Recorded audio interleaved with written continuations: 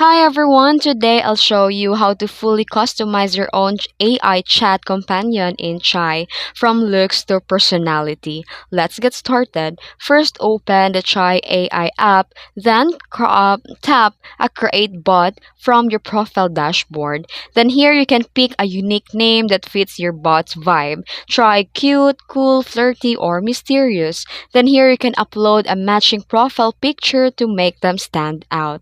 Then write a description that hooks. Your description sets the tone. Add something intriguing like a charming traveler who flirts with five languages and many more description that you like. Then customize your personality and style. This is the fun part. In the prompt section, you can define how they'll talk, add quirks, likes, dislikes, and roleplay depths. You can also set boundaries and go wild depending on your style. Then chat with your bot and see how it feels. If it's off, go back and refine your prompt and personality details.